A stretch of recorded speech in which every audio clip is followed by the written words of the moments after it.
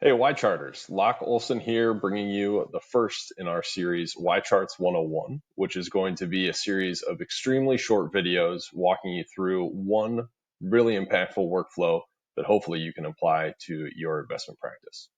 I'm going to be walking you through an example looking to find a replacement mutual fund or ETF today.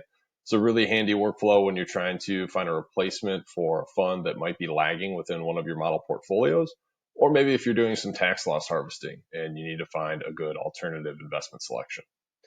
The first step in the process here is going to be using our comp tables tool and pulling in the holdings of one of my model portfolios. So I'm in comp tables, which you can find right here, and I'm going to go into this list section. And I'm trying to work with funds today, so I'll toggle over there, go to my model portfolios, and look down for one of the models that I've created over time. We'll pull this balanced version in, and it's going to drop in the holdings for me. Now, to look for leaders or laggards, I want to see if any of these have been underperforming their peers recently. So I'm opening up a metric set that I created called ranks and category that's going to pull in all the rank and category performance data for this list of mutual funds.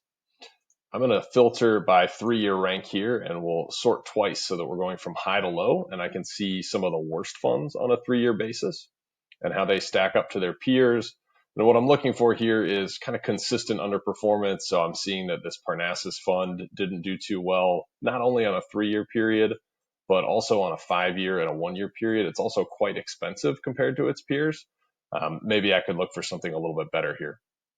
So I'm going to open up our new Quickflows tool, which I would highly recommend leveraging as often as possible because it'll save you a ton of time. And I'm going to drop in the ticker for this Parnassus fund. And the quick flow in particular we're going to be using today is down here under similar securities, and it's called find funds ranked in category. If you hover over any of these little eye icons, the information icon, it'll explain what's going to happen when you click on the button, but I'll walk you through that right now. So we find funds ranked in category. It's actually zipping us over into the fund screening tool, and it's going to pull in similar funds based on that Morningstar category, which I can see here is large cap blend. Now it's looking for ETFs and mutual funds at the same time, which is really nice to be able to combine those two universes as I search. And then I can see a series of metric filters that have been laid out here below. It's looking for funds that are in the top half of their category for 1, 3, and 5-year returns, and then also for fees for 3-year Sharp and for 3-year Alpha. And down here below, I can see my results.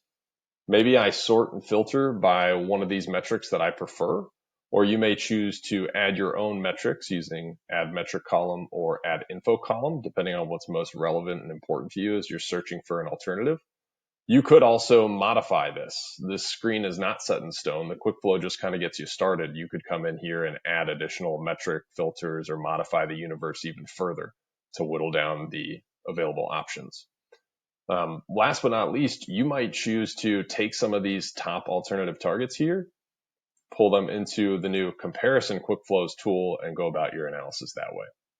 Hopefully you found this first iteration of YCharts 101 really useful. We appreciate your time.